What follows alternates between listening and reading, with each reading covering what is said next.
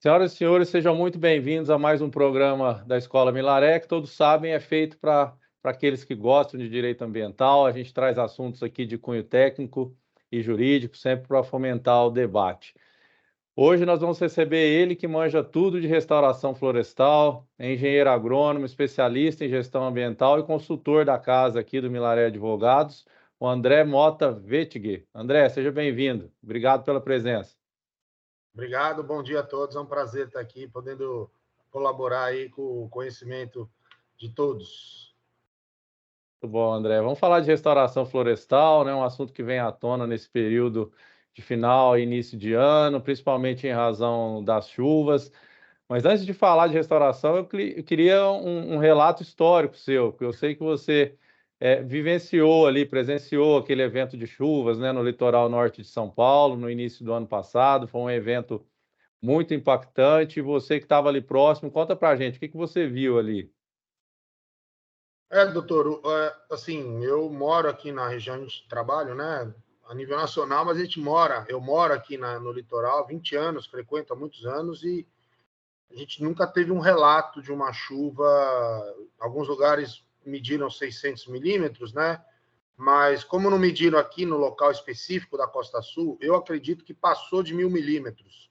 A chuva nunca houve um registro assim antes, né? Foi uma tragédia, né, humanitária, mas também foi uma tragédia ambiental, porque até pela característica da Serra do Mar, que você tem afloramentos rochosos, né? A Serra do Mar é rocha com pouca quantidade de terra, então acontece escorregamentos, né? Ao longo do ano, são normais, mas não da forma que a gente viu aqui, né? A gente teve aqui escorregamentos de massa, em costas inteiras cedendo em lugares totalmente preservados, alguns lugares degradados e tal, mas em lugares completamente assim preservados. Então foi um desastre ambiental também, que a gente, né, quem tem viajado aí, vai fazer um ano agora isso, mas as cicatrizes continuam lá, e todas as pessoas que passam para visitar o litoral veem, né, é algo que realmente impressiona, inclusive cartões postais como as ilhas, regiões assim próximas a encostas. Então a gente está aí com essas quase 800 cicatrizes expostas ainda, e realmente foi algo que impressionante, que a gente nunca imaginou que teria chance de vivenciar, infelizmente, né? Infelizmente é recorrente esse assunto aí, todo final e início de ano. André, então vamos falar, o que que é um projeto? Eu sei que você trabalhou em projetos de restauração florestal ali na região, né, mas vamos pegar o conceito aqui, vamos iniciar para quem está acompanhando, explica para a gente o que que é um projeto de restauração florestal, existe um roteiro, existe uma metodologia, o que é e como funciona? Olha, como o próprio nome fala, né, a restauração ecológica, né, você tem é um projeto que visa restaurar a vegetação que ali existia, né? Existem hoje diversas metodologias e legislações que são todas feitas através de estudos e de metodologias que são feitas por pesquisadores, né? A gente aqui em São Paulo, a gente tem diversos pesquisadores lá do IPF, da Exalc, que fazem várias pesquisas, e essa resolução, ela começou com a 21, foi para 58, hoje é CMA 32 de 2014, eu acredito que ela deve estar em vias de ser, mais uma vez, alterada, complementada. Então, a gente tem uma normativa no estado de São Paulo que fala quais são as metodologias que você pode utilizar para restaurar a área. O que vem acontecendo no passar dos anos, que é algo novo, né, assim, vamos dizer, novo, que a gente tem visto cada vez mais, é que nem sempre restaurar uma área hoje implica implantar mudas, né? Eu presto consultoria, por exemplo, para a Suzano Celulose, e há uns 10 anos atrás a gente fazia muito restaurações, por exemplo, nas fazendas, com plantio de mudas. Hoje não é só, dependendo né, você tem que ter vários fatores para poder definir qual a metodologia, mas muitas vezes o abandono da área e a adoção de práticas de condução de regeneração, isolamento, e outras condições que você acaba abandonando a área e deixando ela se regenerar sozinha, tem dado resultados muito bons, né? tanto na parte de custo, quanto na parte de resultado em si, né? Você conhece diversidade de espécies, tal. Então, a restauração florestal hoje, ela tem diversas metodologias. Ela não significa apenas você fazer um projeto e restaurar mudas. Pela resolução SMA32, né, tem algumas diretrizes ali que devem ser observadas antes de fazer essa restauração. Por exemplo, um diagnóstico prévio, para você saber o que ocorre, quais são as espécies que ocorrem ali do lado, a situação das áreas, para você definir qual vai ser a metodologia adequada. Então, muitas vezes, um projeto ele não se tem que iniciar, dependendo do tamanho e da complexidade, apenas com a proposta de restauração. Você tem que fazer uma introdução, uma análise, um diagnóstico da situação daquela área, do histórico de uso e ocupação do solo, se você teve ali um plantio, por exemplo, de cana, de alguma espécie ou prática que tenha usado herbicidas defensivos, isso vai, né, prejudicar um pouco a regeneração. Então, assim, antes de você preparar um projeto de restauração, você tem que fazer um diagnóstico para saber qual vai ser a melhor metodologia que você pode utilizar pela legislação que a gente tem hoje. Entendi, André. Bom, eu acompanho, eu sei que não é assim, mas acho que quem está nos assistindo nem sempre sabe, quando a gente fala de abandono, né? É um abandono, mas é um abandono controlado, é aquele abandono que você tem medidas ali de controle, de manejo, quer dizer, você deixa a vegetação que é nativa, tira aquelas exóticas, né? Quer dizer, que não são do local ali, que não são próprias, e vai fazendo o manejo, deixa aquela regeneração natural acontecer com o apoio aí de um técnico, seria isso, né? Perfeito, exatamente isso. O abandono não significa só larga essa área, né? Você às vezes precisa isolar ela. Então, por exemplo, o gado, muitas vezes o pisoteio e a pastagem do gado pode dificultar, então você precisa fazer cercas, acero, né? Controle de espécies exóticas. Aqui a gente coloca a gramínea, que tem sido sempre uma espécie que causa muito problema, tanto na competição como na possibilidade de depois incêndios, né? Então, você precisa combater gramíneas para evitar que, se ocorrer um incêndio, ele seja tão destrutivo, né, quanto você tiver um capim alto. Então, o abandono da área não significa simplesmente abandonar a área, né? A gente tem que adotar técnicas que a gente chama de condução de regeneração, né? Então, é isso. Você roça, de repente, uma espécie que já está germinando e tira o capim do lado. Você faz isolamento. Você tem que ver qual é o fator de perturbação que tem ali e eliminá-lo para fazer a regeneração ser muito mais vigorosa. Porque a natureza é a melhor restauradora de todas, né? A gente tenta se comparar a ela, mas ela é sempre a mais perfeita. Bom, André, isso funciona quando já tem ali um pouco de vegetação, né? Já tem um início ali. E nesses casos de deslizamento, você perde toda a superfície ali, perde a base muitas vezes do talude, o solo mesmo, que tinha sustentação ali, que você perde, como aconteceu, como está acontecendo, infelizmente, nesse período de chuvas. Você que acompanhou de perto o problema lá no ano passado, o que tem de inovação, o que tem de novidade, o que a gente pode aplicar nesse tipo de caso, quando você perde, inclusive, o solo que existia ali, aquela base para poder trabalhar? Como é que se faz num caso desse? Thiago, assim, nesse caso específico, a gente teve que trabalhar com uma inovação tecnológica, né? Então, assim, apesar da gente ter o maior fragmento florestal contínuo de Mata Atlântica do país, que é a Serra do Mar, e assim, a gente sabe que a regeneração vai acontecer, a chuva de sementes, né?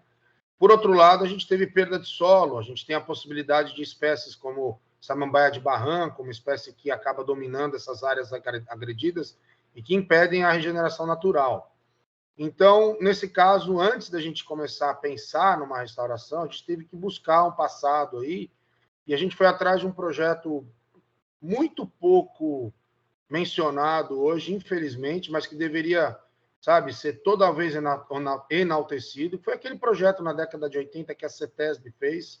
A CETESB é, assim, na minha opinião, a agência ambiental mais preparada que a gente tem no país, né? E eles fizeram um projeto lá, uma equipe de técnicos de primeira linha na década de 80. Não sei se você vai se recordar, ou as pessoas, mas foi muito falado na época. O pessoal jogava com helicóptero na Serra do Mar, ali em Cubatão, eles jogavam sementes com cápsulas de gel, um negócio completamente assim inovador, que ninguém nunca tinha ouvido falar, e o pessoal da CETESB foi, acreditou e fez, e o resultado está lá, né? A gente passa hoje em Cubatão e não vê, mas tanto na questão da poluição, né, que a CETESB começou realmente a pegar muito nas indústrias, mas também na restauração. Eles jogaram lá muitas sementes com cápsula. Então, a gente, partindo desse proposto, né, a gente falou, vamos, eu encabecei esse projeto, né, eu fui idealizador dele, e falei, vamos tentar trazer isso que fizeram na década de 80 para agora. Então, eu fui buscar algumas empresas, né, que trabalham com essa inovação, e a empresa, no caso, que tinha essa tecnologia patenteada, inclusive a Ambipar, né? Então, a gente usa drones agrícolas, né, utilizando drones agrícolas para jogar as sementes. Essas sementes elas são colocadas em biocápsulas, que são resíduos da indústria farmacêutica. Então, eles reutilizam esse resíduo com colágeno, inclusive com solo e micronutrientes. Então, assim, essa cápsula ela vai, inclusive, com solo, essa que é a inovação. Eu acho que a inovação maior ali nem é o uso de drone, eu acho que são as biocápsulas mesmo. Então, a gente fez esse projeto a gente participou de um chamamento público junto com uma ONG local aqui muito atuante, o Instituto de Conservação Costeira, né? Não fizemos o projeto, a Fundação Florestal aprovou, inclusive recentemente, a gente já começou a fazer as primeiras semeaduras, e estamos vendo aí essas chuvas de semente acontecendo nas encostas, e realmente esse colágeno dessas sementes e tal, elas estão conseguindo se segurar no solo, porque com umidade ela gruda, né? A gente está acompanhando aí a germinação e estamos muito otimistas com o resultado, porque é algo inovador que nessa tecnologia de hoje também é pioneira. Então, esse é um caso que, inclusive, a gente acredita que vai precisar a restauração com uso de drone, não só em áreas com essa característica, mas áreas normais, áreas agrícolas, a gente acredita que é uma realidade que veio para ficar. Né? Você diminui custos, você consegue colocar ali na biocápsula tudo que a semente precisa, e falta talvez só, de repente, inserir algumas metodologias em legislação para que a gente tenha aí os resultados. Quais são os resultados esperados, né? Quais são as práticas que devem ser adotadas? Eu acho que, em breve, o Estado de São Paulo vai ter que ter algum parágrafo, algum item na legislação sobre esse tipo de metodologia que a gente está implantando, porque não vai ter como fugir dessa tendência. Excelente, a gente, André. inclusive, sabe, né, que a restauração, a partir de agora, vai começar a ser algo mais... Vai crescer muito os profissionais, as áreas de restauração que vão precisar ser restauradas. A gente sabe que a quantidade de sementes, de repente, também não vai ser fácil de achar. Os valores ainda são muito altos para restaurar essas áreas. E o drone, eu acho que a utilização de drone, eu acho que ele, inclusive, vai baratear muito isso. E se a gente está conseguindo fazer a restauração nessas encostas, né, doutor? Eu acho que são áreas íngremes, de difícil acesso, que até para monitorar, a gente não vai monitorar entrando nelas, né? Tudo vai ser feito com uso de drone. Então, é algo inovador, muito bacana. Eu agradeço muito, inclusive, de estar podendo vir aqui compartilhar com vocês, porque o nosso objetivo realmente é que isso deslanche, né? Que a gente consiga esse modelo que a gente está criando aí, que a gente está batendo a cabeça junto com a Fundação Florestal e com a CETESB, sobre os resultados que se esperam e tal, mesmo numa área com essas condições, a gente espera que isso aí alavanque esse setor aí, porque é muito importante a restauração, né? Muito legal mesmo. Muito bom. André, e conta para a gente agora os benefícios da restauração, que a gente sabe que não é só para o meio ambiente, né? O controle de erosão, isso reflete na vida das pessoas também. Quais são os benefícios, os resultados aí da restauração para as cidades, para o agricultor, né? Para quem mora próximo ali? Na sua experiência, o que você enxerga de efeitos e benefícios? Olha, primeiro eu vou falar de um modo geral a nível nacional, né? Eu acho que na minha opinião, assim, o Brasil é a potência que é, né? Desde a década de 80, 90 aí, que a Embrapa conseguiu transformar o semiárido em solo fértil e tal. Eu acho que o Brasil é a potência no agro que é por conta das chuvas, né? Eu acho que quando a gente tem uma legislação que muitas vezes as pessoas reclamam, em taxas de preservação e tal, mas a gente chegou na potência que a gente chegou graças a uma Amazônia preservada, graças às APPs restauradas, à disponibilidade de água hídrica e de chuva que a gente tem. Então, o primeiro benefício que eu acho que é econômico mesmo. Eu acho que o Brasil ele é a potência do agro por conta da água que a gente tem. Então, restaurar as áreas de conservação aqui, eu falo reserva legal e APPs, né? Você acaba mantendo o microclima das regiões, sabe? Às vezes você tem, nas cidades a gente vê isso, tem bairros mais florestados e bairros menos florestados, que a diferença, a amplitude térmica é 5 graus. Isso é muito grande, isso é uma diferença gigantesca. Isso acontece na área rural também. A gente tem bacias mais preservadas, bacias menos preservadas. Então, a tendência de você ter mais água nessas regiões, nascentes, até chuvas, é muito maior. Tudo bem que chuvas depende de vento, mas quando a gente fala em nível de Amazônia e de áreas de conservação grandes, restauradas, né, a gente sabe que a chuva no Cerrado brasileiro, ela vem mesmo da Amazônia. E é isso que faz se a gente olhar no Google Earth, a gente não vai ver nenhuma área agricultável tão fértil, tão próxima de uma área preservada como a Amazônia. Então, é a água, né? É a terra e a água. Fora, aí a gente tem várias outras questões, né? Como preservação dos solos, de modo geral, né? A gente vê aí, quando a gente pega a estrada para ir para o Vale, por exemplo, Rio de Janeiro, a gente vê muita degradação, a bovinocultura de corte, né? A gente vê na beira da Dutra, solos muito degradados. Então, quando a gente faz a restauração das APPs e da reserva legal, a gente preserva o microclima, a gente preserva o solo, a gente traz de volta a biodiversidade, que isso é muito importante também para o agro, não só para as pessoas. A satisfação, muitas vezes, paisagística, aí a gente pode colocar turismo, são infinitas. Eu acho que eu não consigo ver um fator negativo, né? Você acaba tendo a sua propriedade totalmente sustentável, se a gente for levar em conta, né? Que as APPs foram restauradas. Você consegue, muitas vezes, introduzir espécies que não existem mais hoje em dia.